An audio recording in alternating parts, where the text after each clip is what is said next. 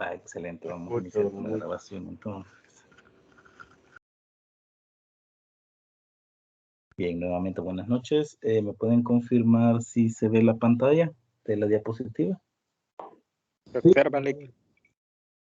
Sí. Excelente. Bien, el día de ahora vamos al segundo día del taller.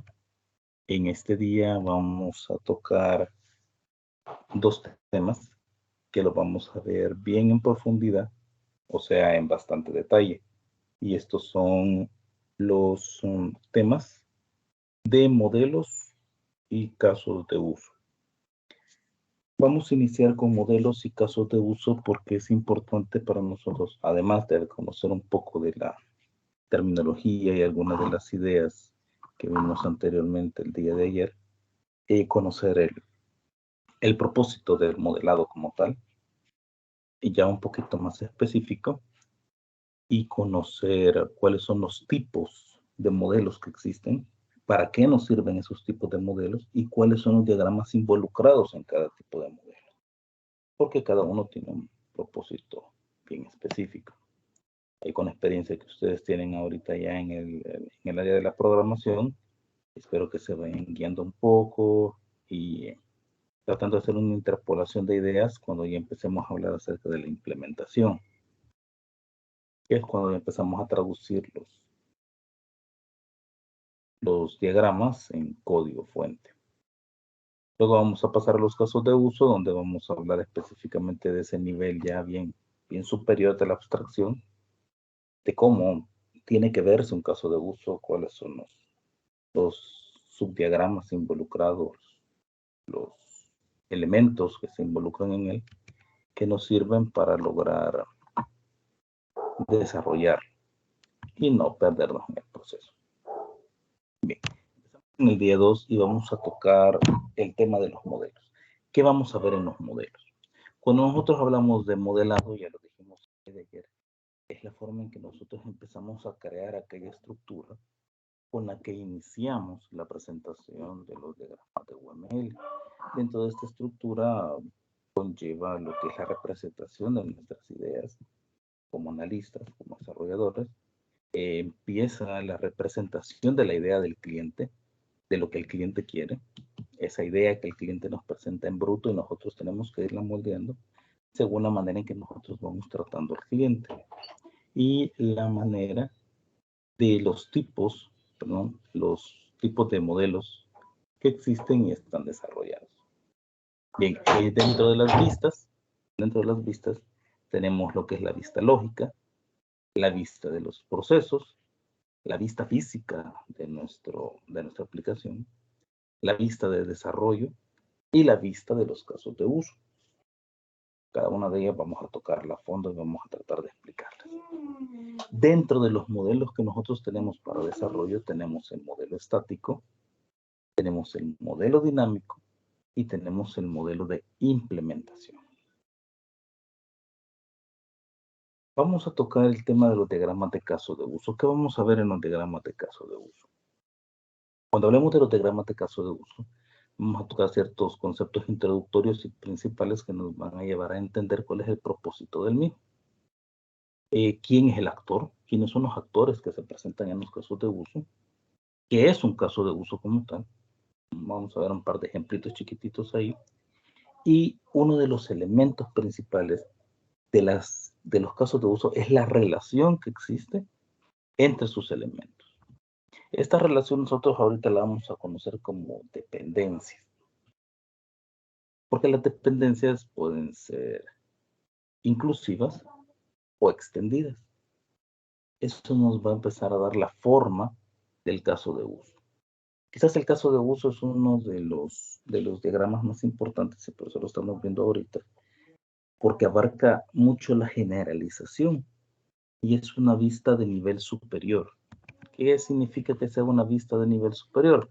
Significa que es un tipo de vista donde juega mucho tanto nuestro lenguaje como la organización de las ideas en cuanto a la abstracción de las mismas.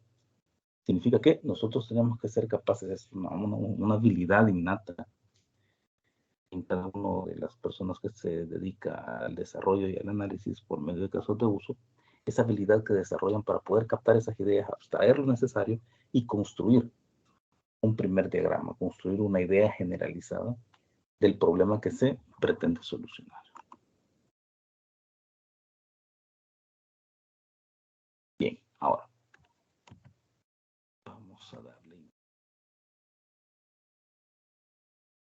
con los modelos. Bien, dentro de los modelos existe lo que nosotros le llamamos la vista lógica. Cuando nosotros hablamos de la vista lógica, es como cuando nosotros hablamos del nivel lógico en un programa, en una aplicación, en un software X que nosotros estemos desarrollando, siempre existe el nivel lógico.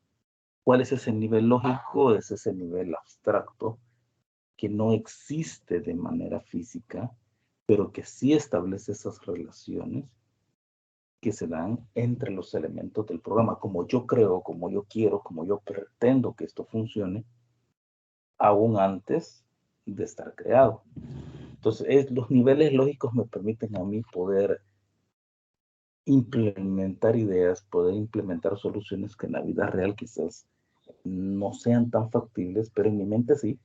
Y a partir de ellas yo tengo que pulirlas y empezar a sacar lo que me es válido de lo que es inválido para su implementación.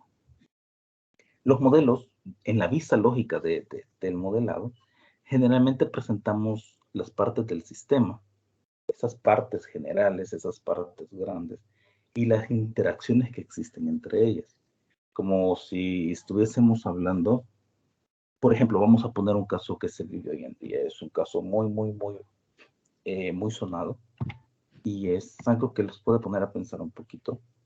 Lo que se está dando ahorita con lo del Bitcoin. Mucho usted puede ver en las redes, usted puede ver muchos temas, muchos grupos acerca de cómo está funcionando la wallet Chivo. Y muchas personas se quejan de que la wallet no funciona. Muchas personas dicen, a mí la wallet no me da problemas. Muchas personas dicen, sí, es que nos están cobrando comisión. Otras personas empiezan a tocar diferentes puntos y diferentes temas. Pero si nosotros nos sentamos y empezamos a ver la wallet, empezamos a ver esa aplicación Chivo como un elemento, nos damos cuenta, ustedes que ya están metidos en el ámbito de la programación, que lo que el usuario final ha obtenido, el usuario final obtiene una aplicación bastante sencilla de manejar, con la mínima cantidad de botones, con la mínima cantidad de interacciones, pero que tras de ella hay un entramado complejo de cómo se va a mover la información. Obviamente esto conlleva a desarrollar muchos errores, esto conlleva a desarrollar muchas situaciones que pueden desembocar en que la aplicación funcione muy bien o funcione muy mal, funcione lento, funcione rápido. Pero al usuario común, al usuario normal, común y corriente, la persona que está en la calle todos los días viendo su teléfono, si subió o no subió el Bitcoin, ellos solamente tienen una idea lógica de la funcionalidad de la wallet. Sí, compro y vendo Bitcoin. Pero detrás de eso hay un entramado muy complejo, que ya no es tan lógico, sino que ya es de procesos bien específicos. Entonces, eso es lo que en un primer momento se conoce como una vista lógica. Compro, vendo, transformo. Y hay un tiempo de delay. Sí, el cliente va a comprar Bitcoin, va a obtener dólares. Y así sucesivamente. Esas palabras y esas ideas son las que se le conoce como una vista lógica.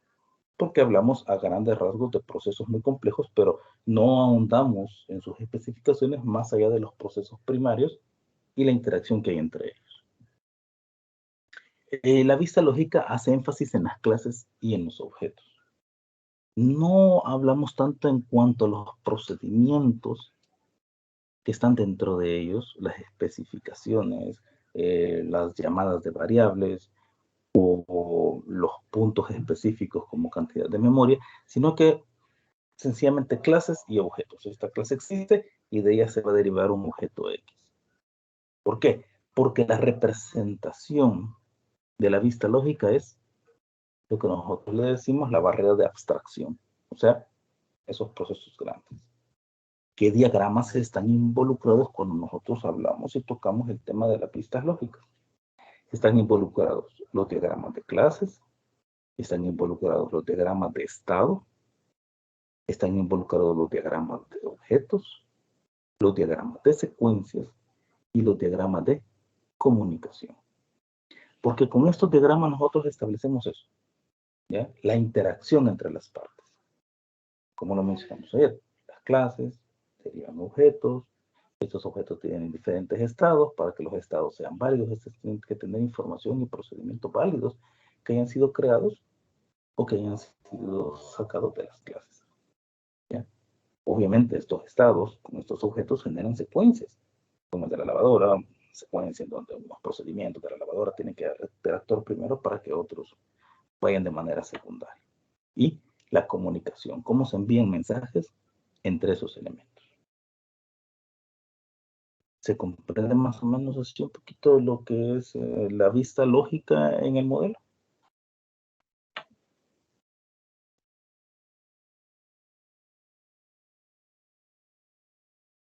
Sí, se comprende. Excelente, bien. Dentro de los modelos, también nosotros tenemos lo que son las pistas de procesos. Aquí ya nos vamos especializando un poquito más. En las vistas de los procesos, ya vamos especializándonos, ya pasamos de la generalización a la especialización. Y nos dicen que nos muestran la comunicación que se da entre los procesos. Cada uno de los procesos son elementos que están inherentes en las clases, los cuales se pasan a los objetos cuando estos se instancian, ¿ya? Y muestran lo que necesita pasar en el sistema. El sistema está ahí, hay comunicación entre ellos, es cierto, hay una idea lógica de esos grandes rasgos que componen el sistema, pero ¿qué hacen? ¿Cuál es el trabajo? ¿Cuál es su trabajo? ¿Qué es lo que van a hacer? ¿Qué van a hacer los objetos? Ellos tienen un trabajo, tienen un objetivo. Ahí están involucrados los procesos.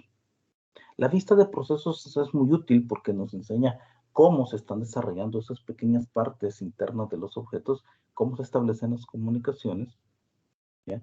Y aquí hay un concepto muy de moda ya, antes no era tan de moda, pero ahora sí, que son los multithread o los hilos, son los procesos simultáneos que se dan dentro de un determinado hardware, ¿ya? Que ocupan tiempos de memoria tan cortos, o los núcleos, cuando son muchos núcleos en el hardware, que pueden estos desarrollar procesos casi simultáneos, o al menos nos da la ilusión de que es simultáneo el proceso.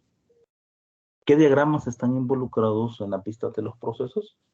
Son los diagramas de actividad. Porque los diagramas de actividad son eso. O sea, la actividad, el trabajo, la fuerza del trabajo que está realizando el objeto, ¿ya? Para el cual ha sido creado y los objetivos y los está cumpliendo, de los cuales fue diseñado. Dentro de los modelos también tenemos lo que es la vista física. Ya vamos otra vez a un nivel más específico. Dentro de la vista física se da ya en un ambiente de ejecución. Cuando hablamos de un ambiente de ejecución, no es una puesta en marcha, es una ejecución. Estas ejecuciones pueden ser todavía a nivel lógico como a nivel de hardware, cuando se implementan los primeros prototipos o se está empezando a hacer en conjunto o hacer en conjunto aquellas partes que se desarrollaron de manera individual para conformar un todo. Para, obviamente, hacer un prototipo, para poder implementar partes que se diseñan en forma separada, es necesario hacer el mapeo del software y del hardware que va a ejecutar o sobre el cual se pretende desarrollar esta aplicación. Ya, no todos los hardware y software van a funcionar de la misma manera, porque hay ciertos requisitos, ciertas formas que se necesitan ejecutar. Si volvemos y retomamos otra vez el de la wallet, del archivo wallet, y cuando el archivo wallet salió, que fue su debut, muchas personas no pudieron tener el acceso inmediato porque sencillamente la plataforma no estaba diseñada en su momento, o tal vez sí ya lo estaba, pero no estaba liberada para todos los teléfonos, sino que fue de manera paulatina que se fueron implementando.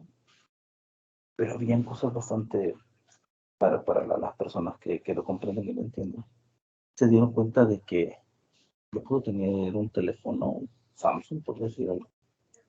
Yo quería el archivo wallet, yo quería tenerla, pero no estaba liberada para mi modelo de teléfono. Me decía que esta era una aplicación que no estaba actualizada, no estaba disponible para mi modelo de teléfono o de sistema operativo. Pero ¿qué hicieron las personas que no podían tenerlo? En este caso, digamos yo, en Samsung. Pues sencillamente me bajé la App Gallery de Huawei, con la cual yo podía descargar el archivo wallet y podía ponerla en mi teléfono Samsung. Y me obviaba esa parte donde me decía la Play Store de que no estaba diseñada, no estaba actualizada para mi teléfono. De repente uno hace una pequeña comparación por pura lógica y dice, bueno, ¿por qué el archivo wallet para Android tiene un peso aproximadamente 25, 29 megabytes? Pero la archivo wallet de Huawei es más grande, casi 60 megas. Es porque contiene elementos de software que están diseñados para poder suplir aquellas necesidades dentro de un ambiente que no cuenta con los servicios de Google, en este caso los teléfonos Android. No contaba con los servicios de Google en los teléfonos más modernos de Android, pero eso se solventaba con ese tamaño un poquito más extra de los paquetes que le permitía poder ejecutar la aplicación en el teléfono. Pero si la misma aplicación nosotros la poníamos en un Android, iba a funcionar de la misma manera. Entonces, hay que hacer, cuando se hace, cuando se va a presentar, cuando se hacen los prototipos, se hace un mapeo de cómo las aplicaciones van a funcionar en diferentes tipos de hardware, con diferentes tipos de sistemas operativos, con diferentes tipos de soporte de software, ya sea de ayuda, de complemento, de soporte técnico, de mantenimiento. Entonces es importante tener ese mapeo, tener esa idea, esa estructura sobre qué se va a correr esa aplicación o ese proyecto, esa implementación que nosotros queremos hacer. Esto es básicamente lo que son los modelos desde una vista física. El diagrama que está involucrado en esto es el diagrama de implementación, porque ese es su objetivo, implementar ya en un mapeo específico de software y hardware una aplicación, cómo va a correr, cómo va a funcionar. Siguientes son los modelos de vista de desarrollo. Cuando hablamos de vista de desarrollo, ya seguimos bajando más en los niveles de especialización. Aquí vamos a mostrar los módulos o los componentes. ¿Ya? Cuando hablamos de módulos y hablamos de componentes, ya estamos hablando de aspectos bien específicos del desarrollo de un proyecto o de una aplicación utilizando UML, ya que esto conlleva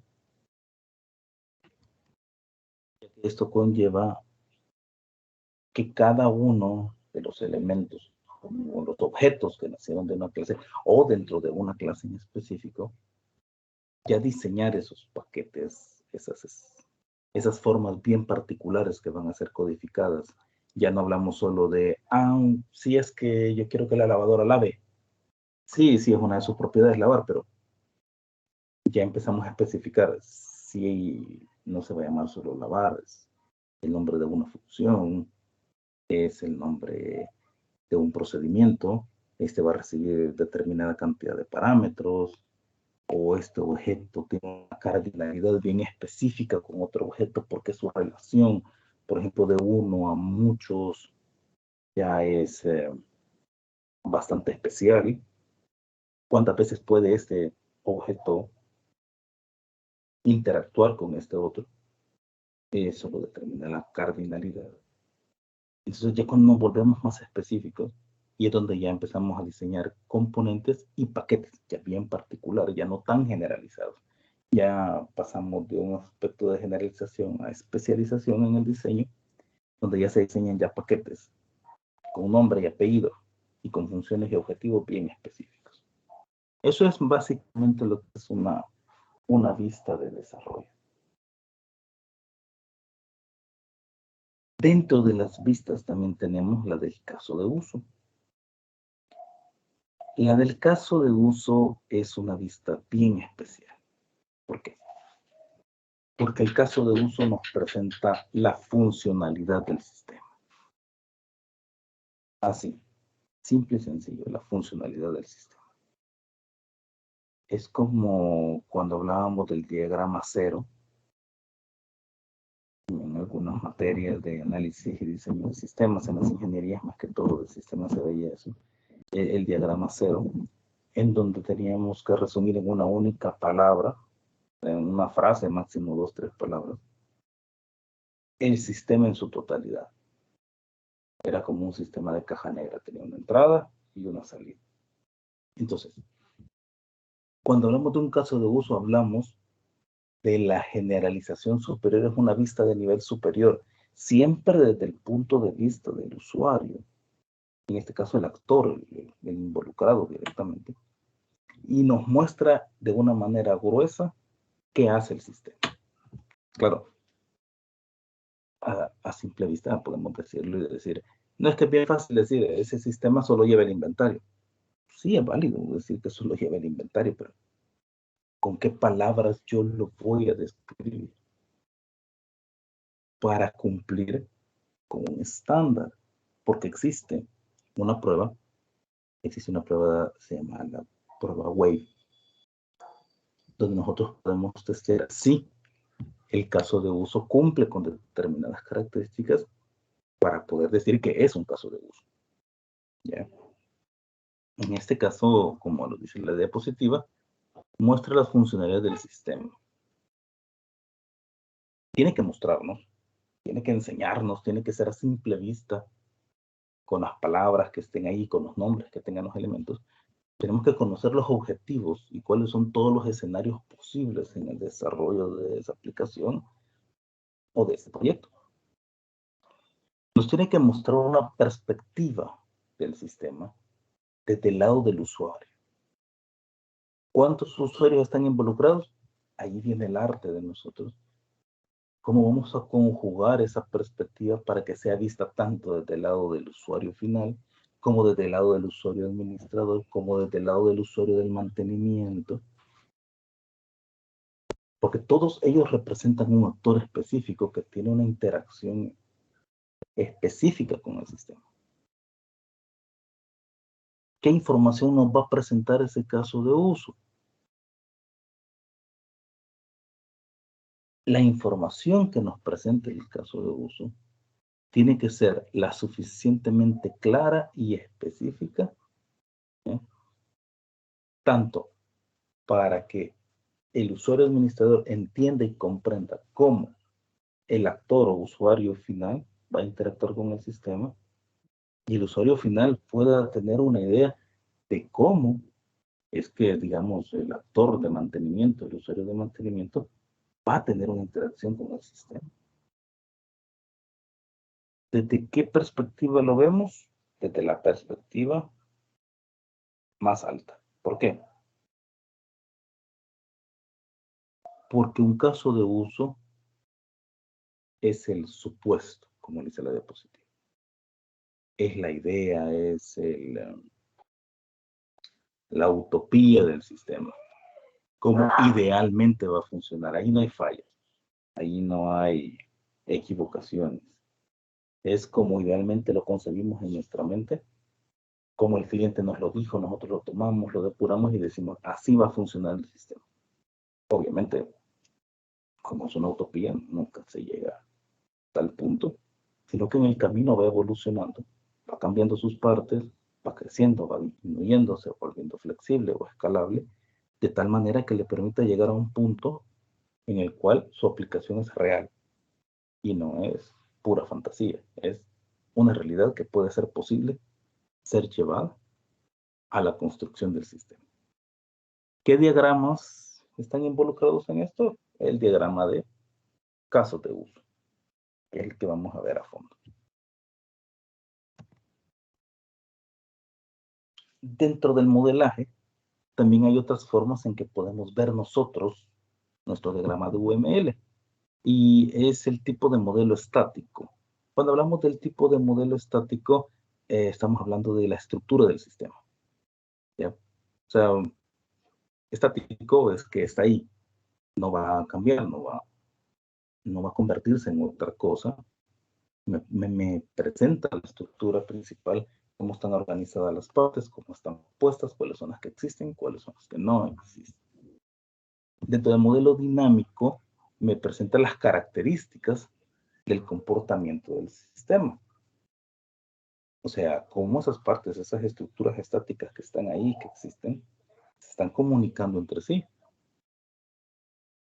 Cómo se están enviando información. Cómo están cambiando los diferentes estados de la generación y la instanciación de los objetos que se crean y se destruyen dentro de mi sistema de aplicación. ¿Cómo se está moviendo todo eso? Eso es un modelo dinámico. Cuando hablamos del modelo de implementación, mostramos todos los elementos que son necesarios y útiles para la implementación del sistema. O sea, una cosa es hacerlo, diseñarlo, presentarlo, y otra muy diferente es ya implementarlo. La implementación conlleva lo que es el desarrollo, la creación y la codificación. Ahí es donde empiezan a entrar en juego los paquetes, las estructuras específicas, ya la puesta en marcha de objetos y clases ya con nombre y apellido bien claro, para ya su implementación, su creación, su transición de algo visual a codificación real.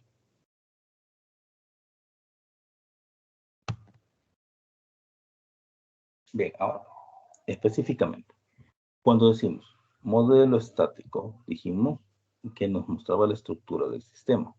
Pero cuando hablamos de estructura del sistema, ¿en qué?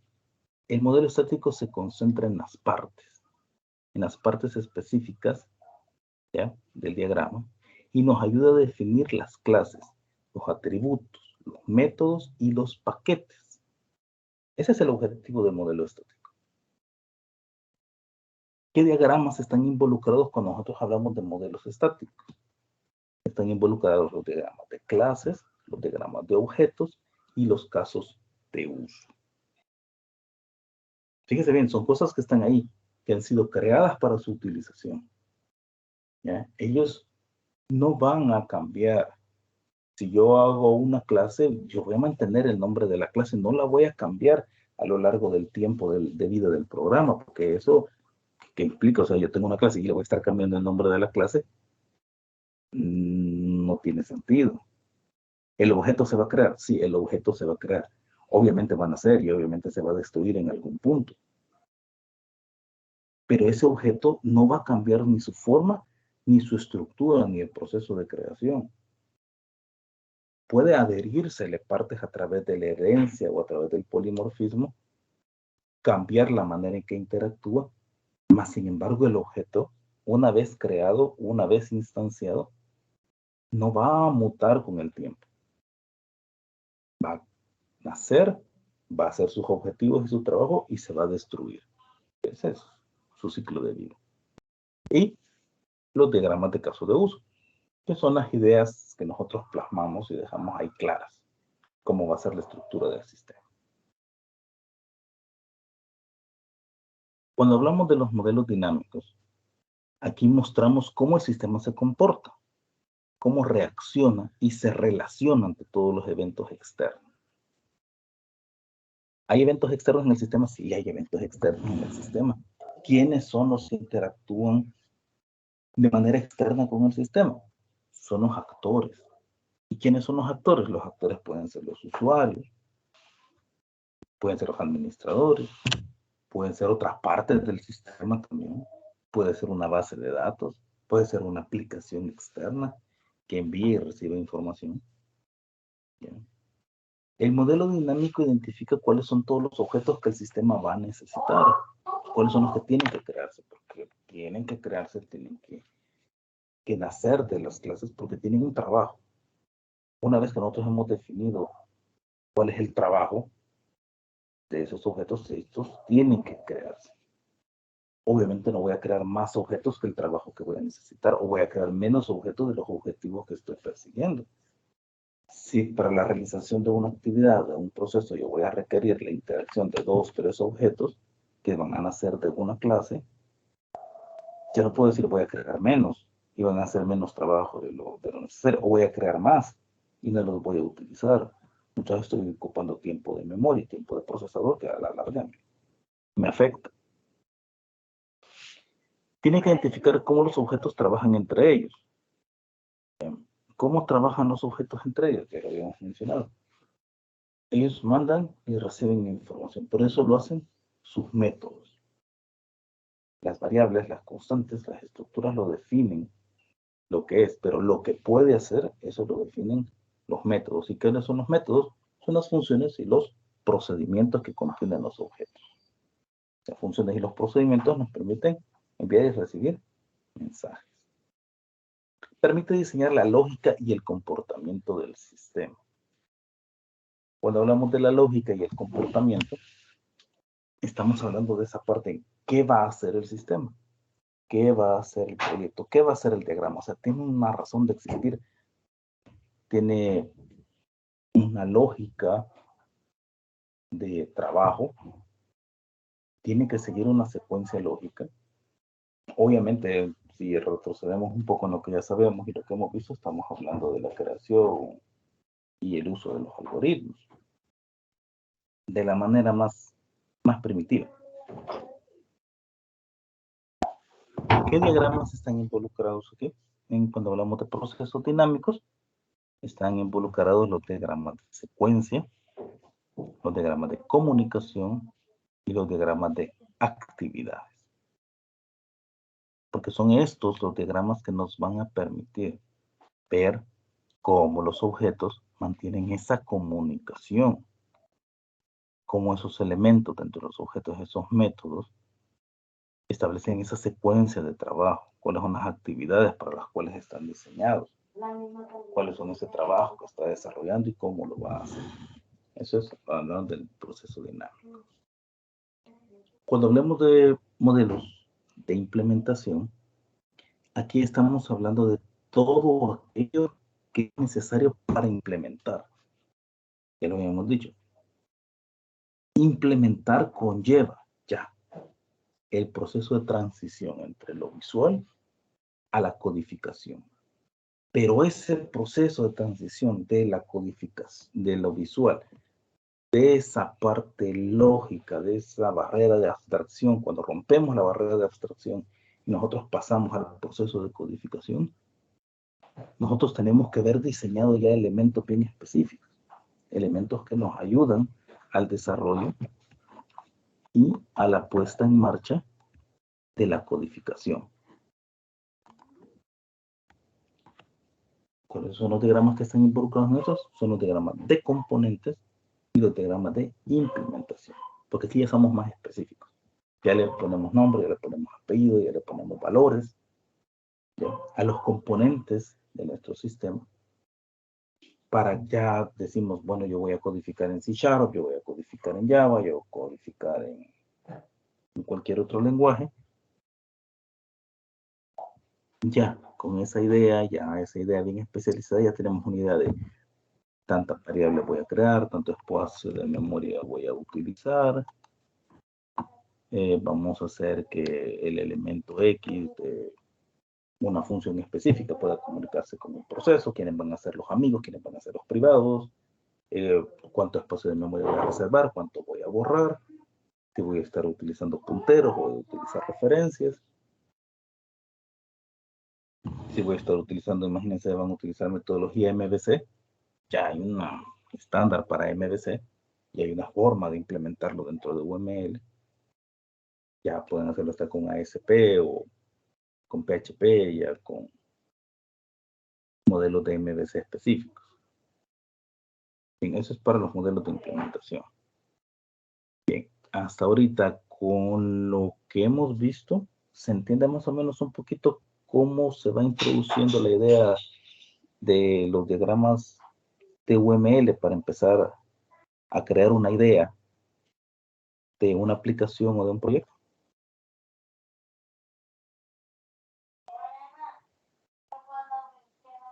La verdad, como solamente ha sido algo teórico, tal vez falta un poco la parte ya de diagramas de alguna manera práctica para relacionar un poco la teoría con la parte práctica, ingeniero. Por mi parte, Correcto. Ya vamos a pasar a eso ahorita. Bien, ahora. Vamos a empezar con los diagramas de caso de uso. Es el primero que vamos a tocar. ¿Cómo vamos a trabajar los diagramas de caso de uso? Usted puede utilizar ya sea una aplicación para hacer diagramas bien específica, o puede hacerlo con papel y lápiz. Eso no es realmente relevante. A veces tardamos más tiempo en buscar una aplicación y acomodarnos a ella de lo que pudiéramos hacer el diagrama en papel. Pero a veces es bonito tener las aplicaciones porque eso nos ayuda a hacer dibujos más bonitos y también nos entusiasmamos más en las flechitas y cómo lo vamos a poner. ¿Qué aplicación podemos utilizar? Una sencilla. Obviamente tiene sus restricciones porque todo lo que es diagramación con UML pues a veces tiene un costo. Un costo porque las aplicaciones pues hay que pagar licencia. Pero vamos a ver ahorita y me confirman si pueden ver la pantalla que les voy a compartir.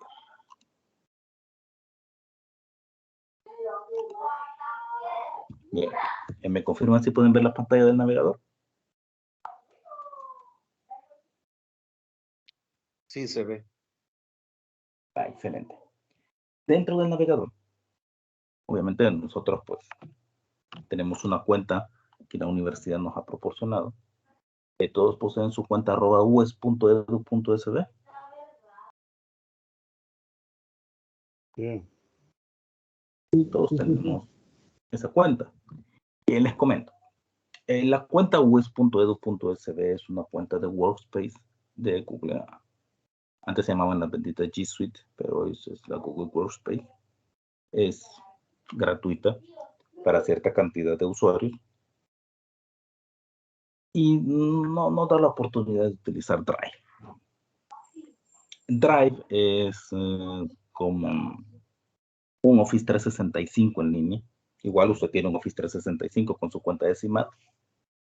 Pero en Drive, nosotros podemos acceder a lo que es la tienda de Drive y ahí podemos hacer un añadido. Vamos a hacer un añadido de un complemento. El complemento que nosotros vamos a utilizar en Drive es el de Lucidchart. Lucidchart es una aplicación que nos va a permitir poder hacer diagramas. ¿Cómo lo vamos a hacer? Nos vamos a ir a nuevo. Yo ya la tengo, obviamente. Aquí puesta. Y ustedes, aquí está Lucidchart. Pero para que ustedes puedan agregarla, le van a dar, entran primero a Drive, a su Drive de su cuenta us.edu.sb. Vamos a darle nuevo. Y en más vamos a buscar conectar más aplicaciones. Cuando le damos conectar más aplicaciones, nosotros vamos a encontrar la tienda. Dice Google Workspace Marketplace. Esa es como una tienda de apps, pero para Drive. Como el teléfono, pero este es para Drive. Y aquí vamos a buscar nuestro complemento que vamos a utilizar. Vamos a utilizar Lucidchart. Dentro de Lucidchart yo tengo diagramas Lucidchart y diagramas.net de Draw.io. Pero lo que voy a utilizar es Lucidchart. Yo le voy a dar clic. Obviamente aquí me dice desinstalar, pero en su caso a usted le va a decir instalar. Cuando ustedes le den instalar, el complemento se va a instalar dentro de su Drive y tienen que escoger la opción de alumnos. No van a escoger que son docentes o que son trabajadores, tienen que escoger alumnos. Porque cuando escojan alumnos, les va a dar la opción de subir la cuenta a una cuenta de educación. Con la cuenta de educación van a tener acceso a los diagramas y a los dibujos de UML. Y eso les va a permitir a ustedes poder hacer diagramas en línea y guardarlo dentro de su drive. ¿Cómo lo vamos a hacer? Vamos a darle nuevo a drive nuevamente.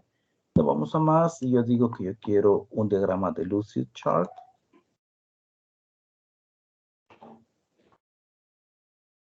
Y aquí me va a cargar. Mi internet es súper, hiper, mega rápida ahorita.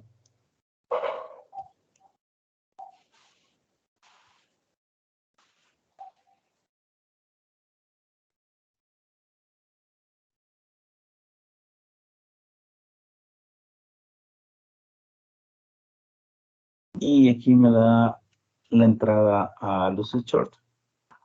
Ya como sus plantillas, todo lo que tienen ellos para mí. Y yo voy a escoger, te voy a crear un documento en blanco.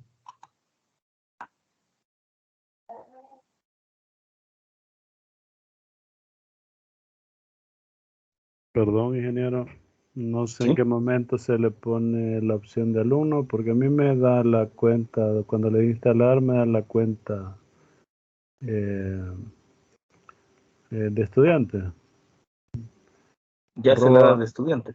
arroba uves.uve. No sé si le doy algo más porque no me dio opción de estudiante.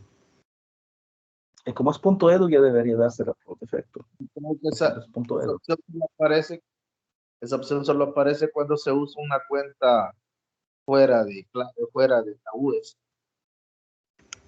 creo yo. Sí, porque la que ustedes tienen es punto .edu. No si le sale, escoge estudiante, pero Son ya por defecto de debería de darle estudiante, ajá. estudiante. Yo creo que me la dio por Y ahí, defecto. Eso es porque utilizamos punto .edu. O si usted hubiera utilizado Gmail, por decirle algo, eh, podría haberle salido estudiante y tendría que haber escogido qué hace usted, soy un estudiante. Pero con las cuentas .edu, así como las de CIMAP, que son .edu, .sb, son cuentas de educación. Generalmente las cuentas de educación tienen más posibilidades de obtener, como les dijera, planes educativos. Y los planes educativos generalmente no se cobran. Bien, ahora que ya tengo yo mi documento en blanco que yo voy a hacer, aquí yo puedo escoger cuáles son los diagramas que voy a utilizar. Aquí tengo bastantes diagramas. Miren. Tengo diagramas, figuras en uso, el estándar, diagramas de flujo, figuras normales, pero no encuentro las de UML, entonces vengo yo y me voy a más figuras.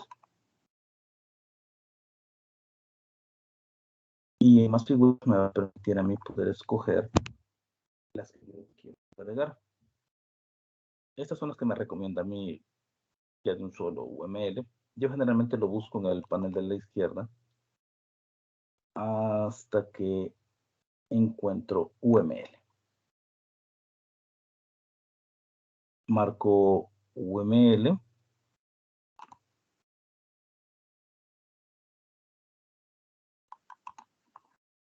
Y le doy a usar las figuras. Ahora que yo ya tengo las figuras agregadas, ya puedo hacer uso de ellas. Ya puedo ver específicamente casos de uso de UML, actividades o estados en UML, el diagrama de secuencias, componentes de UML, ya es lo que son los paquetes, nodos, componentes, ya es más específico. El diagrama de implementación, también los dibujos para los diagramas de implementación, los de relación entidad. Entonces tengo acceso, obviamente no a todos, pero sí a la mayoría. Están los diagramas de clases también, que yo puedo optar así para que poder hacer mi diagrama de UML. lo que cambia son las figuras, ingeniero, de acuerdo al tipo de modelo. Sí, sí, no todas las figuras son iguales para todos los tipos de modelos, de los diagramas que estamos haciendo. Por ejemplo, los actores regularmente solo se utilizan en los casos de uso, donde utilizamos los actores y utilizamos el caso de uso como tal, la relación que podemos hacer con ellos. Aquí vemos el tipo de flecha que vamos a utilizar. Podemos ver también el tipo de punta de la flecha. Cada uno de ellas tiene un significado específico. Ya los extremos.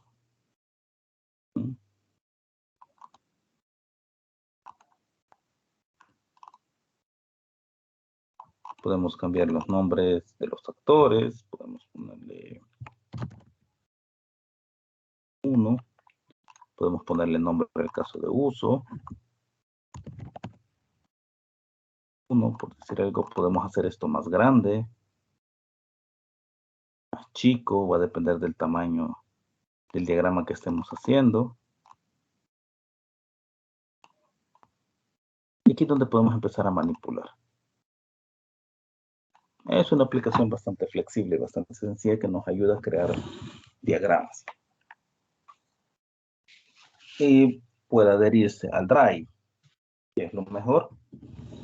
¿Por qué es lo mejor? Porque usted puede crearlo en línea y puede enviar nada más el link, si usted quiere. Si no quiere mandar el archivo completo, puede compartirlo de esa forma. ¿Se comprende más o menos ahí?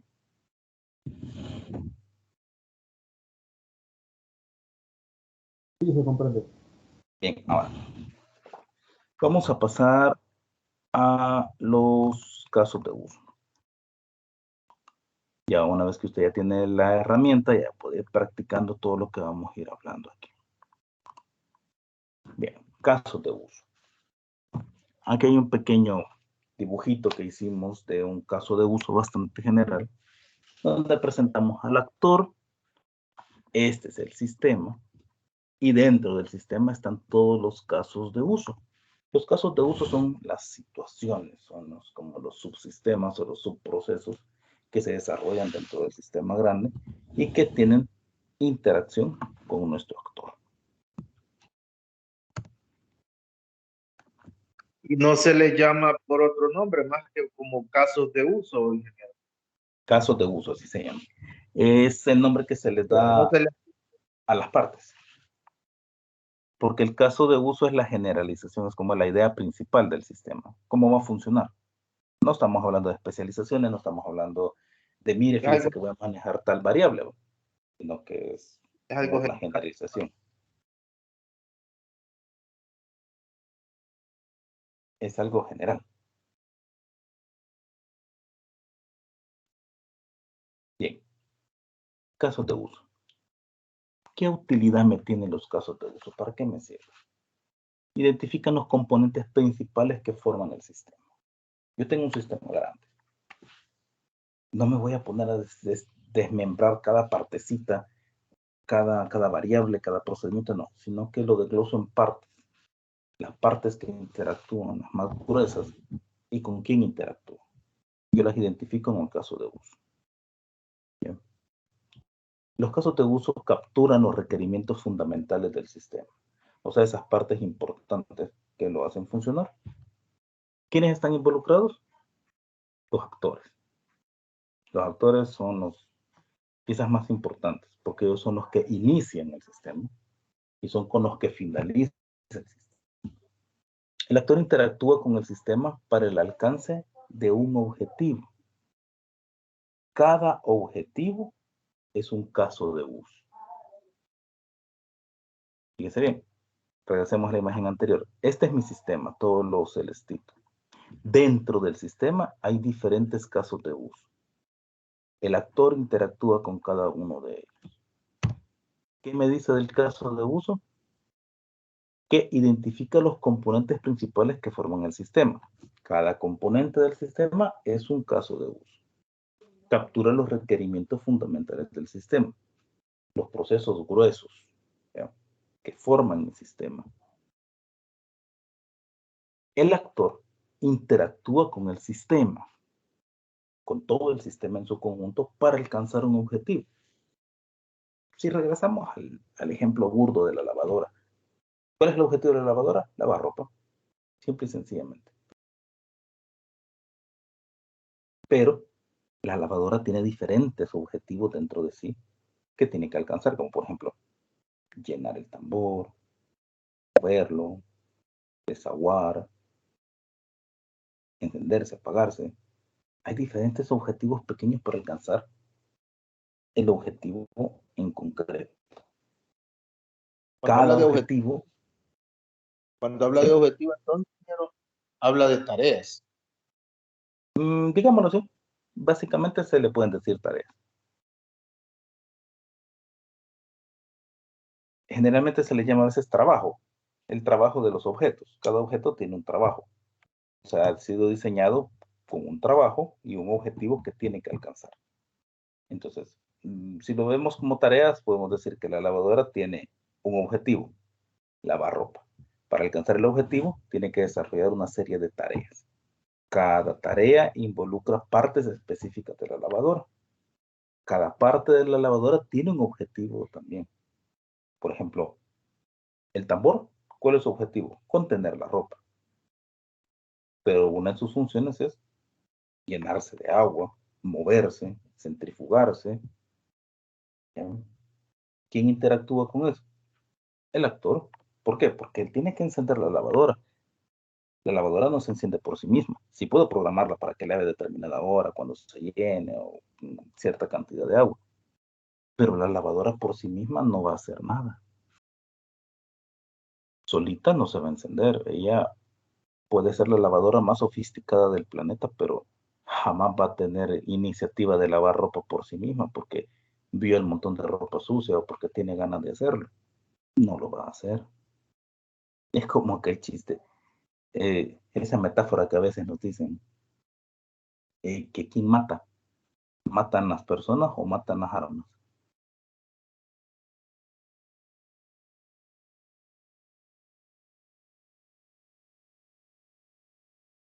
¿Quién cree ustedes que matan, las personas o las armas? Bueno, mata el arma, pero quien ejerce la acción es el humano. Él es el que hace que el Las arma lo haga. personas. La persona Ajá, tuvo la idea de matar, como que no la eh, pistola. necesita de los dos, ¿qué? Necesita del objeto y del actor. Ajá, necesita del objeto y del actor para culminar un objetivo. ¿Cuál es el objetivo? Matar. Pero ¿quién inicia el proceso? La persona. ¿Cuál es su herramienta? El arma. ¿Se comprende más o menos? El actor es necesario, porque él es el que inicia todo. Dentro de un sistema pueden haber varios actores. Sí, sí, pueden haber múltiples actores. Y Cuando no hablamos, necesariamente los actores van a ser personas. ajá, no necesariamente personas, pero por ejemplo, si hablamos de un sistema de inventario, creo que lo mencionó hace rato, ¿será ¿Sí? que en un sistema de inventario podemos utilizar en caso de uso diferentes actores, entre ellos Sí, proveedores,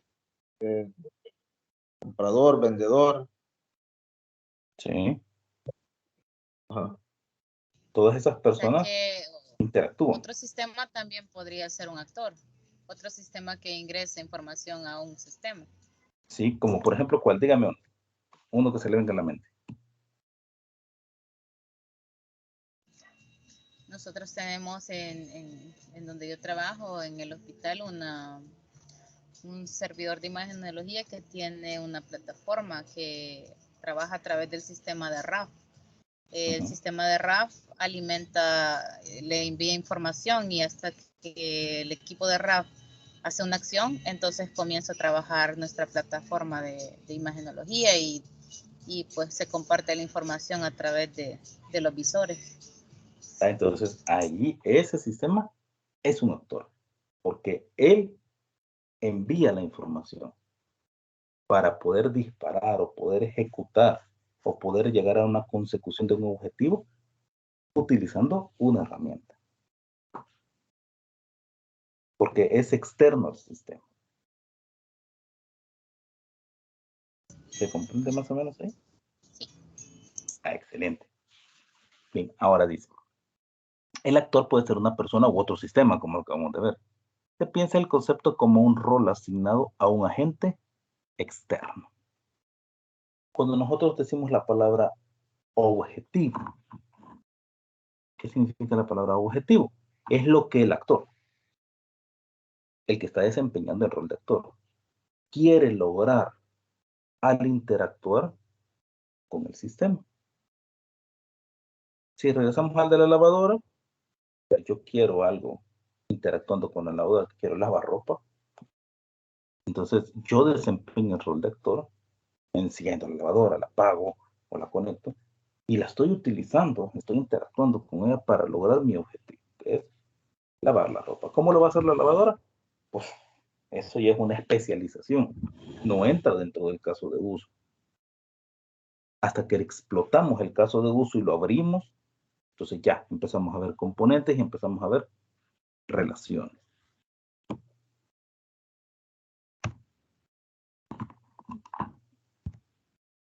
Utilidad 2. Ingeniero, una consulta. ¿Sí? Ahí pues los bots entrarían en los casos de usos. No sé, pregunto. Los bots como los que utiliza Google o las cookies o los que se Sí, utilizan para recolectar información. sí, de hecho, pues, por ejemplo, en Facebook, ¿verdad? O Sí. incluso en WhatsApp, cuando nos dan los mensajes, automáticamente, pues, un ejemplo podría ser enviar el CV al enlace o, perdón, al correo X y automáticamente uno cree que pues que está interactuando con alguien, pero realmente no es que está interactuando con alguien porque quizás ya está programado hoy. Sí, sí, ellos entran como actores porque son agentes externos que están involucrándose en un proceso. Recuerde, siempre los actores tienen esa característica. Las comunidades de Telegram trabajan a través de bots. Entonces nosotros somos el actor inicial, pues, porque le damos una indicación. Pero luego estos, a través de una indicación, generan otra acción. Como le digo, la característica principal es que tienen que ser agentes externos al proceso para el cual se quiere alcanzar el objetivo. Interactúan con el proceso. No son parte de él, sino que interactúan para alcanzar un objetivo en específico. Entonces esos menús automáticos no aplicarían porque son parte del sistema, no son externos. Ahora, pero ahí viene la pregunta. ¿Cuál es el objetivo? Llegar a la petición del actor principal, porque ese va menú tras menú, según lo que el actor esté solicitando. Entonces forma parte del sistema, es parte del sistema. Es una interacción que usted tiene con un elemento del sistema, llámese este objeto menú, que se creó para admitir su solicitud. Y le va presentando o le va ejecutando acciones dependiendo de lo que usted vaya seleccionando. Es un objeto que se crea dentro del sistema. ¿Cuál es el objetivo que usted quiere alcanzar?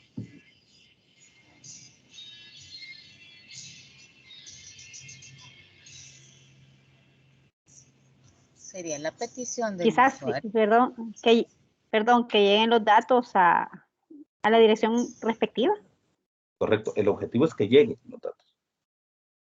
Usted quiere mandar una información, esta información se va a mover del punto A al punto B. ¿Cómo se va a organizar y se va a enviar esta información? Hay procesos de por medio que están involucrados. En este caso tenemos un objeto menú que se crea para que usted pueda interactuar con él y enviar el mensaje. ¿Sí? ¿Se comprende hasta ahí? Sí.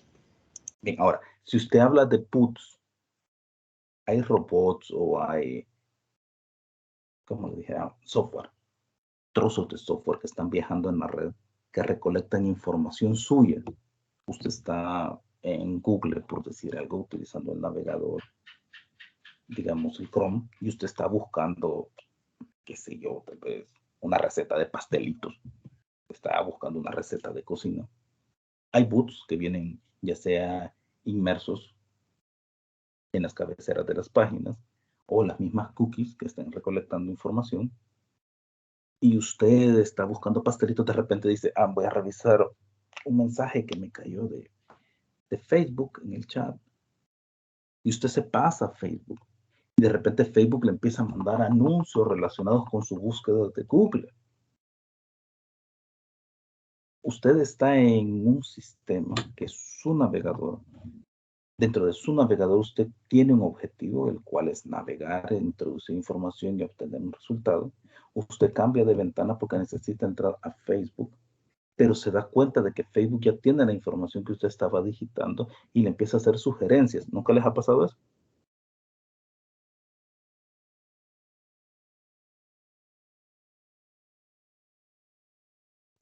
Sí me suele pasar, pero cuando tengo vinculadas mi cuenta de correo electrónico dentro del navegador, porque va generando una estadística de todas mis historiales. Entonces, ¿qué sucede ahí?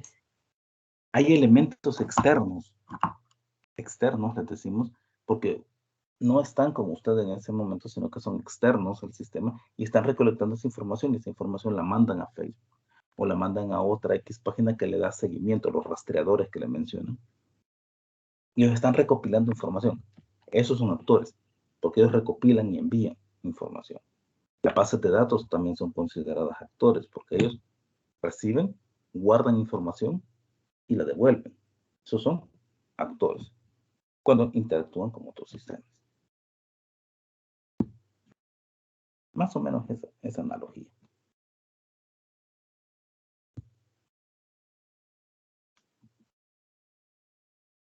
¿Estamos bien hasta ahí?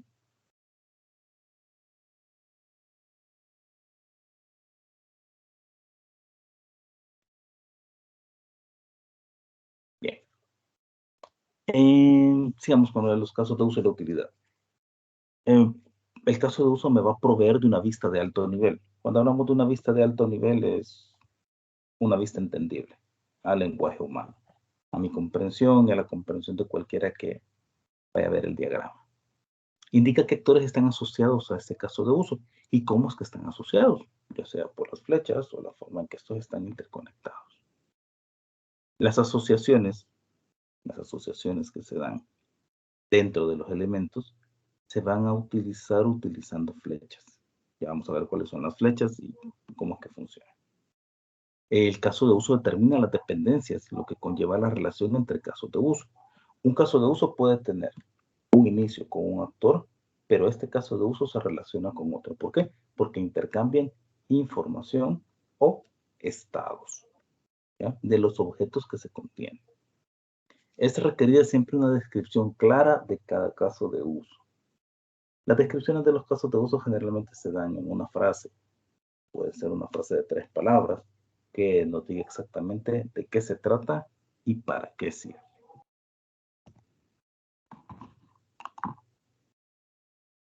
Este es un ejemplo de un caso de uso. Un caso de uso de una biblioteca. Es bastante sencillo. Tenemos al actor bibliotecario, tenemos al actor estudiante, y aquí le hemos puesto el actor banco, ¿ya? Porque el actor banco es el que se encarga de guardar y almacenar, ¿ya?, los depósitos de dinero que se hacen por los retrasos en los libros que se entregan. El actor bibliotecario interactúa con todos estos casos de uso.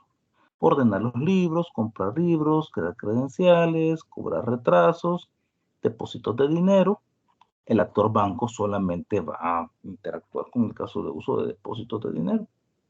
El actor estudiante interactúa con los casos de uso, buscar un libro, sacar un libro, regresar un libro. Ese es un ejemplo de caso de uso de lo más sencillo, es la primera impresión. Aquí no siquiera estamos relacionando casos de usos entre sí, solamente identificamos quiénes son los actores y quiénes son los posibles procesos generales o a grosso modo que existen dentro de nuestro sistema. Dentro de los casos de uso tenemos dos tipos de dependencias. Aquí sí ya se vuelve un poquito más específico. ¿Qué significan las dependencias? Las dependencias significan que hay casos de uso que se van a relacionar con otros pero tienen cierta dependencia. ¿Qué es esta dependencia? Significa que a veces puede ser que un caso de uso necesite obligadamente que el otro se realice para poder ejecutarse. ¿Ya? Y puede haber otro tipo de dependencia donde no sea necesario que el primer caso de uso haya terminado para que el siguiente pueda ejecutarse. La primer tipo de dependencia que tenemos aquí es la dependencia include, donde tenemos dos tipos de casos de uso, el invocador y el incluido. Cuando hablamos del caso de uso invocador, ¿ya? El caso de uso invocador depende del caso de uso incluido para poder completar su objetivo. Significa que el invocador llama a incluido y lo necesita. Lo necesita sí o sí para poder ejecutar su actividad. Si no lo invoca, él no puede ejecutar su actividad. No puede culminar su objetivo, no puede llegar a ese objetivo si no se desarrolla el caso de uso incluido. ¿Cómo vamos a saber que un caso de uso está incluido y es una dependencia? Y de tipo include de un caso invocador, de esta forma. Tenemos el invocador a la izquierda y el incluido, o sea, el que es necesario.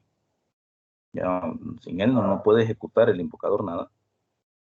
A través de este tipo de flecha. ¿Sí? Y utilizando la palabra include, puesta entre los símbolos menor, menor y mayor, mayor. Aquí estamos determinando que invocador necesita a incluir para poder culminar su objetivo. Ese es un tipo de dependencia de casos de uso, cuando estamos empezando a relacionarlos entre ellos.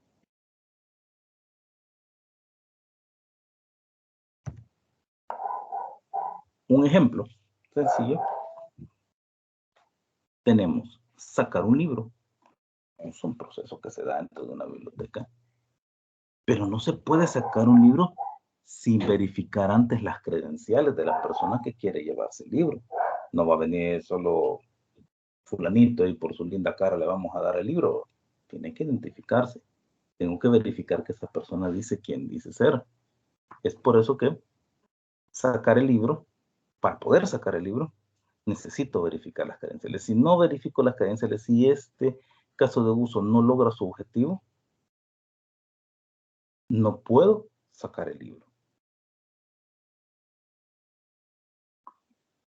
Ahora, tengo otro tipo de include. Estos son sencillos, no son complejos. Tengo otro de tipo include que es sacar el libro. Sacar el libro de tipo include con verificar credenciales, ya lo hemos visto, pero también podemos agregar que entrar a la biblioteca, no puede entrar a la biblioteca si no verifica sus credenciales. Si esa persona no se identifica, si no nos dice quién dice ser, si ese proceso no se lleva a cabo de la manera correcta, entonces no puede cumplir su objetivo, el proceso entrar a la biblioteca. Este es un ejemplo sencillito. Con este ejemplo se logra comprender la dependencia include.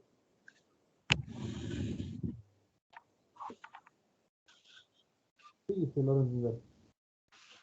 Bien, yo sé que ya nos pasamos un poquito de tiempo, pero este tema es un poquito largo, pero no nos vamos a tardar más de unos 10 minutos más.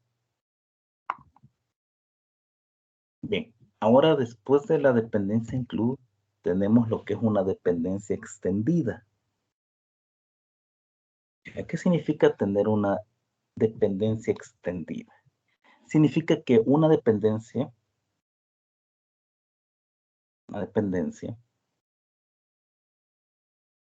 extiende su acción,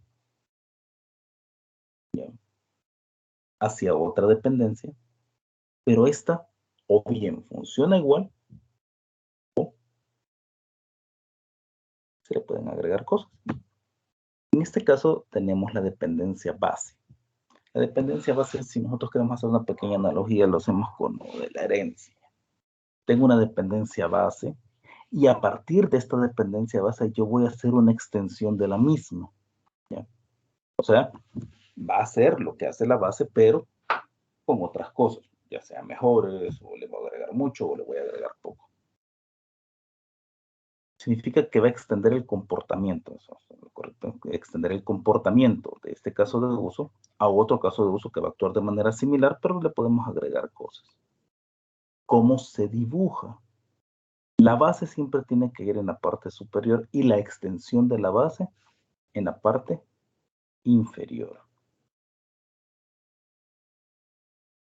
Esta base se conecta con la extensión con una flecha punteada y la extensión siempre va a apuntar a la base de donde proviene.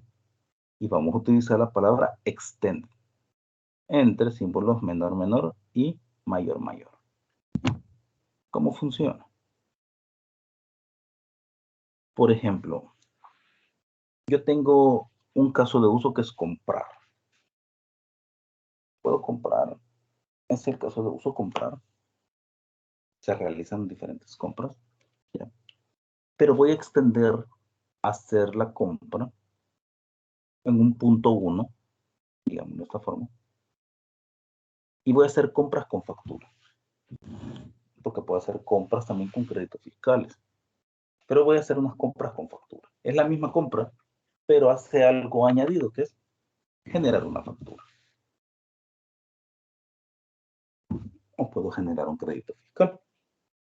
Entonces tengo la base, que es comprar, pero voy a hacer una extensión que es comprar y hacer una factura. Hacer una factura proviene de comprar, y esta flecha me lo indica, con esta punta de flecha y la palabra extended, en menor, menor y mayor, mayor. Ese es un tipo de ejemplo de dependencia extendida. Es hacer algo, pero a partir de ello yo hago más situaciones que me permiten hacer lo mismo, pero le agrego más cosas. Luego tenemos el caso de uso de la generalización. Eso es también similar a la herencia. Por ejemplo, un hijo tiene muchas cosas en común con su papá, pero tiene incluida su propia forma de trabajo. ¿Ya? Ahora, aquí tengo un caso de uso padre y tengo dos casos de uso que son hijos, son derivados del padre. ¿Ya? Y los conecto con este tipo de flecha.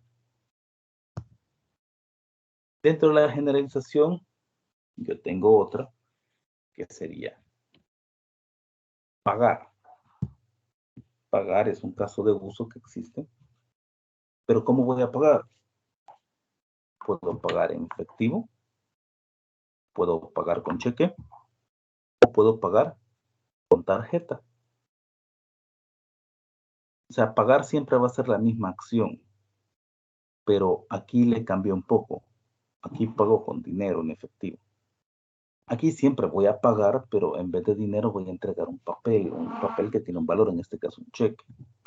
Aquí también voy a pagar, pero no lo voy a hacer ni con efectivo, ni con un papel, con un título valor, sino que de manera electrónica, utilizando una tarjeta. Así es como se presenta un caso de uso de pagar. Dentro de los actores, también yo puedo hacer generalizaciones de los actores. Entonces yo puedo tener actores de tipo empleado, que son un empleado, una generalización de empleado. Pero dentro de los empleados yo puedo tener un gerente que cumple con las características de empleado. Obviamente porque tiene tal vez un identificador, está pagando seguro, está pagando AFP, se le tiene un contrato, pero es un gerente. El gerente tiene sus propias características de la generalización del empleado y se representa de esta forma. Con este tipo de flecha, ya no es una flecha punteada, ¿ya? Sino que es una flecha sólida con una punta de flecha en blanco. No está pintada de negro.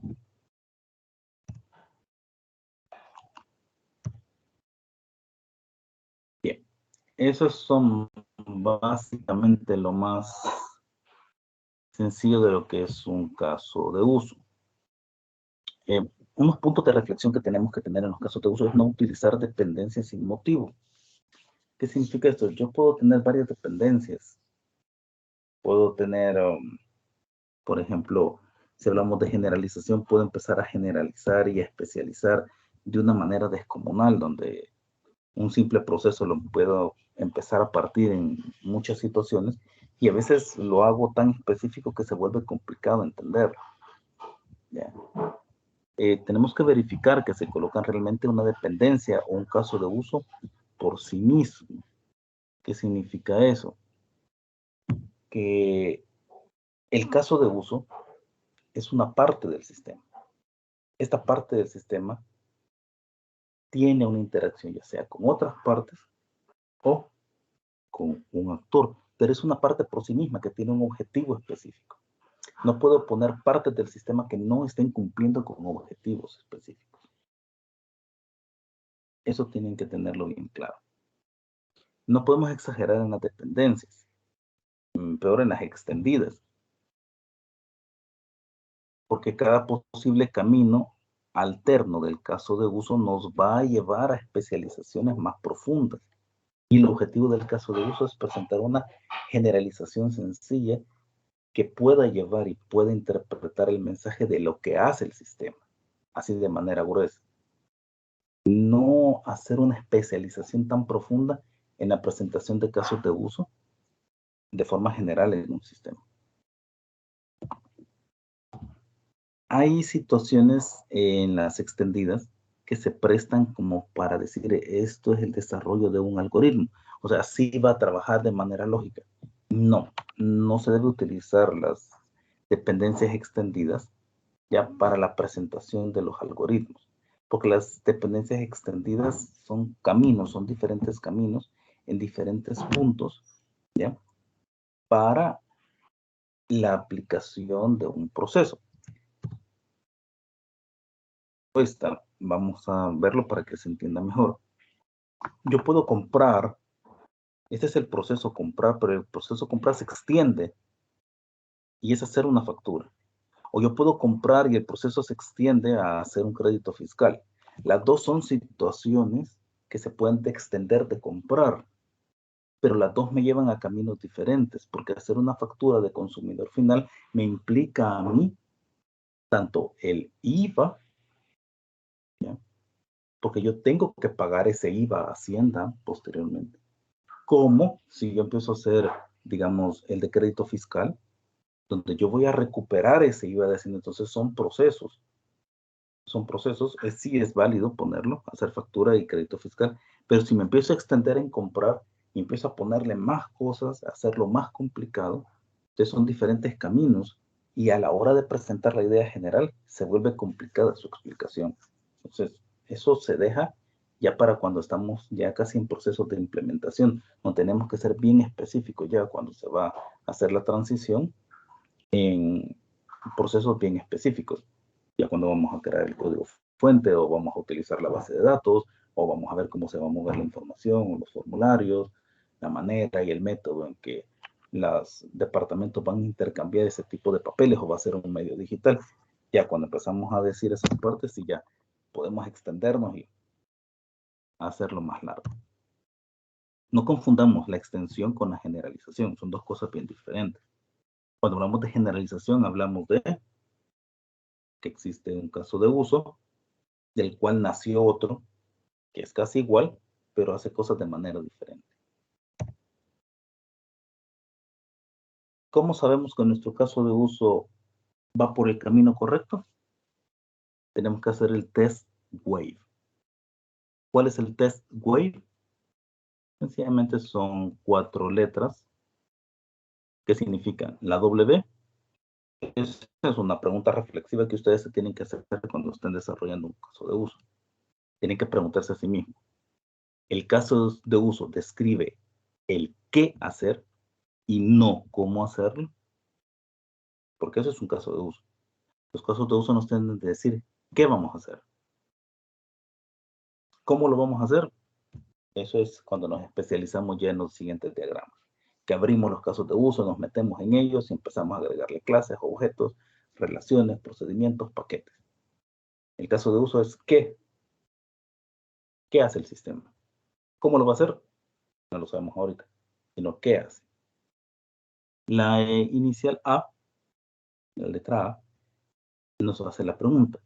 el caso de uso está descrito desde la perspectiva del actor, eso es importante. Recuerde, siempre lo dijimos, al ser una vista de nivel superior, estamos viendo el caso de uso desde el punto de vista suyo, de usuario, de los diferentes actores que interactúan con el sistema. Es por eso que se vuelve sencillo, generalizado, con las partes más importantes.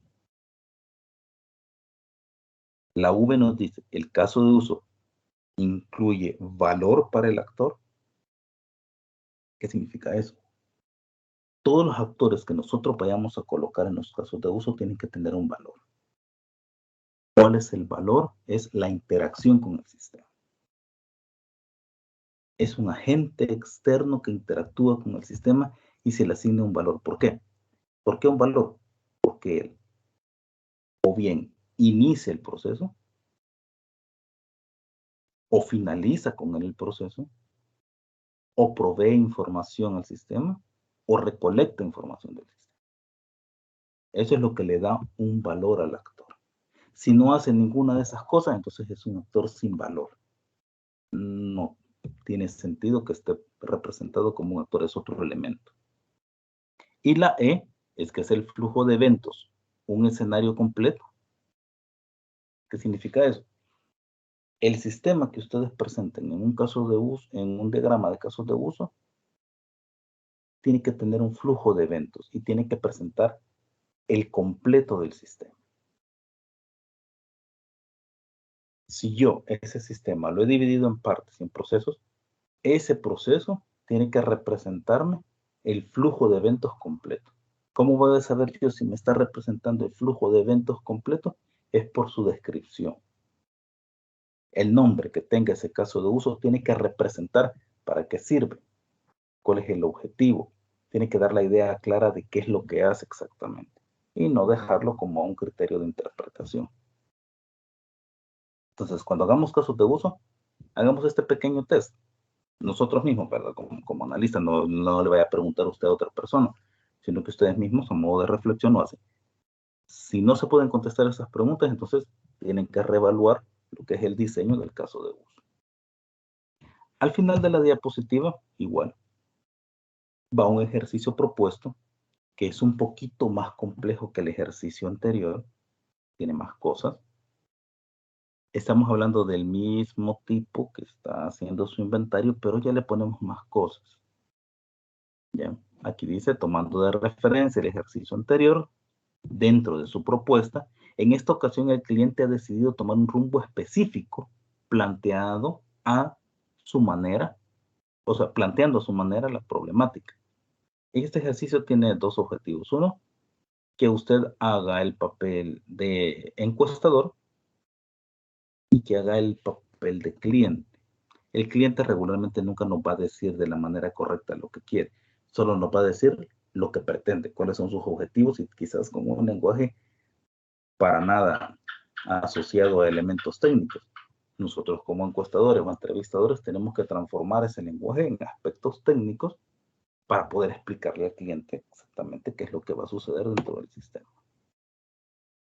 Y aquí les menciono ya datos bien claros, ya bien puntuales de lo que el cliente quiere. ¿Ya? Y se les pide que ustedes hagan una propuesta de caso de uso y actores. Y cómo estos se pueden relacionar con el sistema.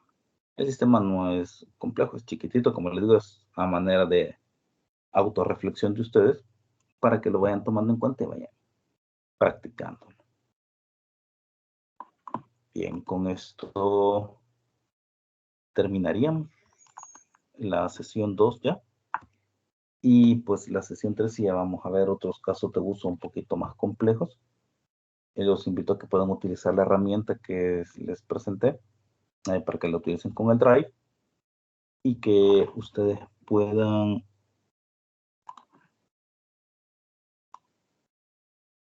utilizarla haciendo los ejercicios. Les voy a enviar ahorita la diapositiva aquí por el chat, como se las envié el día anterior. Ahí está para que la puedan descargar. Y No sé si el ingeniero les hizo llegar la grabación. Igual hoy le voy a mandar la grabación de este día. Tal vez en la siguiente clase le voy a mandar las grabaciones por el chat, los links, para que ustedes los puedan ver. ¿Alguna duda al respecto o algo que quieran comentar?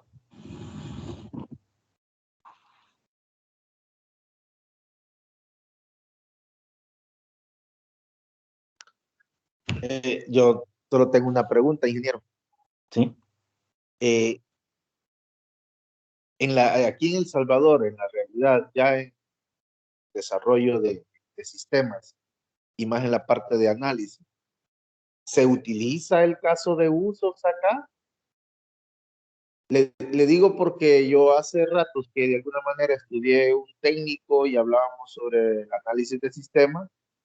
En ese entonces yo me acuerdo que los profesores nos decían realmente a la hora de desarrollar sistemas, la parte de análisis, hay muchas cosas que no se aplica ya en la práctica, que la gente, que el programador no los hace, ¿verdad? Pero quizás en ese entonces hablábamos porque realmente no, bueno, en aquel entonces, no sé ahora cómo realmente estará la parte del desarrollo, si realmente hay analistas, hay diseñadores y están los propiamente programadores, ¿verdad? Que son roles muy diferentes. Todo esto es parte del analista de sistemas, pero la pregunta es si hay un rol de analista, esta parte de los casos de usos se utiliza así como nos lo está explicando aquí en el país. Le explico. Fíjese que dentro de lo que es el ambiente laboral de la programación aquí en El Salvador, hay 3 escenarios. En el primer escenario está el programador como tal. En el programador como tal, la empresa regularmente contrata a los programadores, pero estos programadores trabajan como personas que hacen todo. ¿Qué significa eso? No hay una estructuración ni una metodología ágil aplicada realmente. ¿De qué tipo de empresas estamos hablando? Estamos hablando de empresas de gama baja. Las empresas de gama baja hoy en día regularmente contratan programadores aislados o analistas aislados que se les encomienda el trabajo de ser analista y programador al mismo tiempo e implementador. En el segundo escenario están las empresas de gama media. Cuando yo le digo empresas de gama media, estamos hablando de los call centers, estamos hablando de empresas que tienen cierto nivel económico que les permite poder contratar una empresa desarrolladora. Las empresas desarrolladoras existen y han proliferado mucho aquí en el país. Y estas empresas desarrolladoras regularmente trabajan con metodologías ágiles. Las metodologías ágiles son Scrum, por decirle algo, que es un estándar ya de trabajo de metodología y desarrollo, que sí se utiliza en el país. Hay plazas para trabajar como Scrum Manager, como programadores, como analistas dentro de equipos Scrum, y ellos utilizan los UML porque es parte de su metodología ya estructurada en un estándar, y sí se utilizan los equipos de desarrollo. Pero esas empresas solo le trabajan en gama media, no van a trabajar con gama baja porque no les alcanza para pagar un proyecto. No hablamos de proyectos baratos, estamos hablando de proyectos de 10,000, 15,000, 20,000, 25,000 dólares, ya para desarrollo de aplicaciones móviles o desarrollo de aplicaciones para servidores virtuales, por ejemplo, en la nube, utilizando la nube de Google o la nube de Amazon. Aquí en el país sí se está dando eso. Y en el tercer escenario están las empresas de gama alta. Cuando le digo empresas de gama alta, estamos hablando prácticamente de empresas muy grandes como bancos o tal vez el mismo gobierno, donde se contrata muy poco la mano de obra local, porque no existe la preparación realmente muy específica de estándares ISO en el ámbito de la programación y tienen que contratar empresas externas. Todas las empresas que se dicen formales, trabajen para gama media y gama alta, obligadamente tienen que trabajar bajo un estándar. Y dentro de los estándares está el uso de UML, porque es la forma en que ellos documentan, crean y analizan, porque generalmente esas empresas solo sirven para un propósito, una etapa del proyecto. En la siguiente etapa se contrata a otra persona y estas personas necesitan conocer la documentación, y aquí es donde entra el UML como tal. Esos son los 3 escenarios que existen aquí en el país. Ingeniero. ¿Sí? Gracias, ingeniero. Pero usted comentaba que en la institución pública sucede eso, pues yo trabajo en una Algunas institución instituciones. pública y pues lamentablemente no es así porque los compañeros, pongo el ejemplo, ¿verdad? Ministerio de Salud, tienen a los compañeros desarrolladores, que son soporte, que también luego son los capacitadores de los usuarios y que también son los que analizan y recopilan información para las mejoras. Entonces, y lo que sucede en las instituciones públicas es que en su mayoría no pagan los salarios que ameritan para este tipo de labores, pues porque que tienen gente informática ganando el salario mínimo, tienen desarrolladores ganando apenas un poco más del salario mínimo. Entonces, lamentablemente en el país, quizás quienes pagan más dinero para ese tipo de labor son las empresas privadas, pero las instituciones públicas no establecen salarios acorde a esta labor y sobrecargan al profesional. Esa es Sí, una realidad que se vive acá en el país. sí, en algunas áreas así es. Fíjese que estadísticamente las áreas más vulnerables en tecnología, digámoslo de esa forma, es educación y salud. No crea que porque regalan computadoras, educación ha mejorado muchísimo. O porque la prueba Avanzo ya tiene sus propios servidores en el Ministerio de Educación ha mejorado mucho. Generalmente no. Por ponerle un ejemplo, sería la aplicación SIGES, digamos, que es la que manejaba todo lo que es el ambiente de las notas, promociones. No nació aquí, sino que nació en el exterior. Se contrató una empresa internacional que trajo un modelo específico y los servidores no estaban aquí. Fue hasta el año 2000, me parece 2017, 2018, que los servidores se mudaron para el Ministerio de Educación, ¿ya? Pero hasta ese momento fue que se empezó a hacer soporte interno.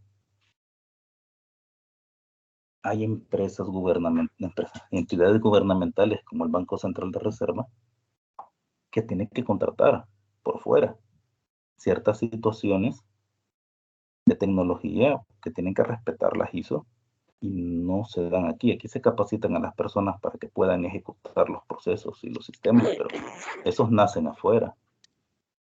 ¿Sí? Pero tampoco Sí, quieren invertir en la perdón. capacitación del personal porque No, si no, bien no buscan invierten. empresas, pero no invierten en la capacitación. O sea, pueden decir, es que el personal no tiene capacidad, pero tampoco invierten en capacitarlos. ¿Por qué? Porque vale más tener una empresa que solamente va a cumplir un periodo y pagarle cierta cantidad que tener a un empleado que mes a mes le están proporcionando un salario acorde a las labores que hacen. Lastimosamente en el país este tipo de profesión pues está muy mal pagada y mucho, le pongo un ejemplo, yo tengo en este momento que buscar un técnico informático que dé soporte, que sepa reparar computadoras, que sepa instalar red y le tengo que ofrecer $365. Cuando yo le comento a mis amistades, le da risa y dice, no, yo tengo muchos que, sí conozco a muchos, pero no van a ir a trabajarte por eso. No, Pero es nadie una va a realidad, trabajar por... pero hay muchos que sí lo están haciendo, porque pues sí, al final llega la necesidad y es ahí a donde se vota la profesión, pues porque la misma necesidad lo hace. Entonces, a lo que voy, las instituciones obviamente no tienen gente capacitada porque no invierten y tampoco le pagan. Imagínese, ¿qué va a hacer usted con un salario de $365 para ir a pagar capacitaciones, cursos y a certificaciones? No va a poder hacerlo. No, no se puede. Es más, si usted va y pregunta por la de Cisco, por decir algo, cuesta mucho dinero. Por No ahí se tenemos un paga el compañero Perdone, en otra materia. ¿sí? perdone, sí, referente a lo que les he escuchado. Sí. Sí, definitivamente estoy muy de acuerdo con la compañera, pero sí, yo le puedo confirmar que esas carreras, la ingeniería, etcétera, están dando dinero, pero con las empresas internacionales. De hecho, pues yo laboro, tengo mi empresa donde recluto personal capacitado, por ejemplo, software engineer. Nosotros laboramos con call center directamente y estamos hablando de salarios de $2,000 para arriba. De hecho, dentro de los requerimientos para ello es saber inglés. El inglés hoy por hoy se ha vuelto la herramienta fundamental para toda profesión. En este caso, pues el requerimiento, ¿verdad? Mínimo que tiene el software engineer en estas plazas es de un 80% de inglés. ¿Cuáles son los requerimientos que regularmente se le piden? Que conozca HTML, CSS, JavaScript, capacidades de edición de imágenes a través de Photoshop, GIMP, Pixar o equivalente, experiencia general de desarrollo de CMS. O sea, sí hay gente capacitada. Nosotros laboramos en ese requerimiento y si se encuentra, pero hoy por hoy la carrera mejor pagada son los ingenieros. Y se lo puedo comprobar con eso, pues porque nosotros sí hay gente, pero sí se necesita mucho el inglés, porque hay mucho ingeniero que está muy capacitado, tiene mucha experiencia, pero la debilidad es el inglés. Así que hoy por hoy quien paga mejor son las empresas internacionales definitivamente. Que es lo que Sí. decíamos, la empresa privada. Pues por eso nos enfocábamos a la parte de las instituciones públicas, pues que no Sí, es las así. instituciones públicas Las no empresas le va a privadas pagar son las mucho. que Además, no sé si ustedes vieron los requerimientos que estaban pidiendo para ciertas plazas en tecnología que estaban dando en la Secretaría de Innovación. Sí, yo tuve la oportunidad de ganarme esa beca de la ciencia de datos, pero conforme iba avanzando, o sea, todo lo que estaban requiriendo era con bajos recursos, es bien difícil de poderlos haberse capacitado o concluido varios cursos que solicitan, como lo que dice la compañera. Para llegar a una empresa sí hay que estar capacitado. Para poderse capacitar, usted necesita invertir y muchas veces lo que no se tiene es el recurso para invertir en esa capacitación, porque los salarios no son acordes a ellos. Eso es cierto.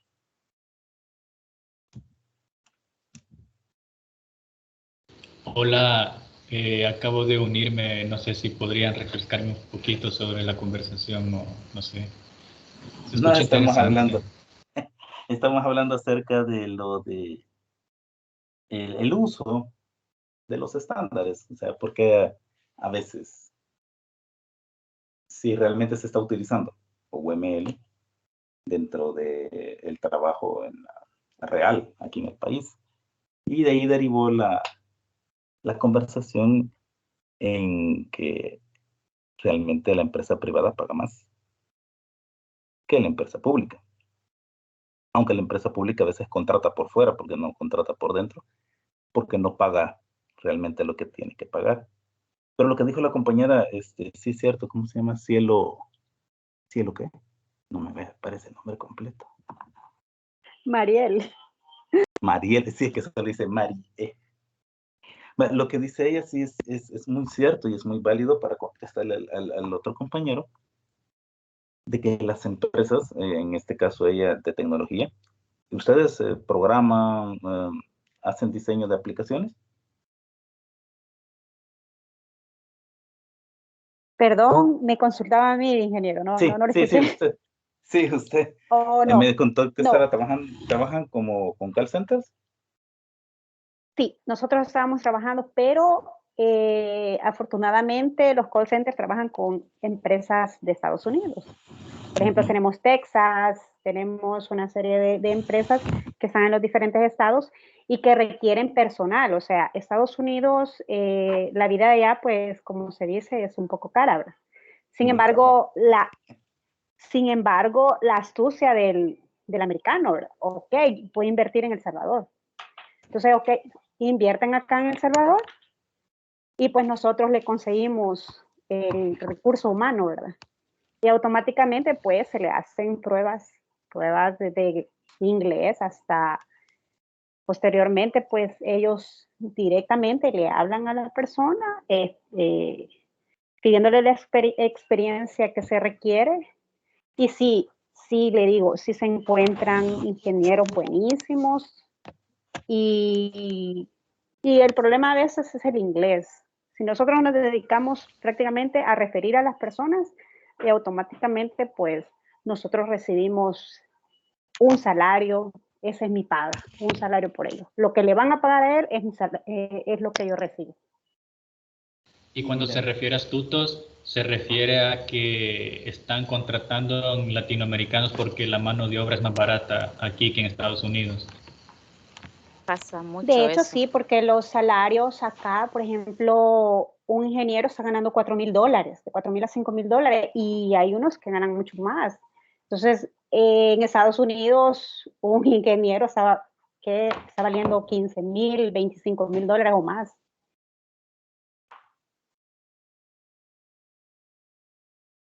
Es más caro allá que aquí.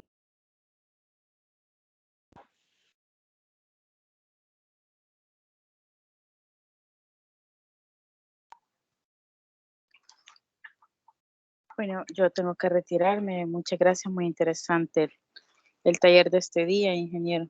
Bueno, está bien. Pasen Muchas buenas gracias noches. por Quedamos al participar en la pendiente conversación. de los links para las reuniones. Bien, Bueno, sí, buenas noches muchísimas a gracias todos. Gracias por por haber Paso buenas asistido. noches. Sí, muy interesante igual. Bien, pasen buenas noches y nos vemos mañana. Buenas noches. Hasta Buenas mañana. noches. Mañana. Hasta luego.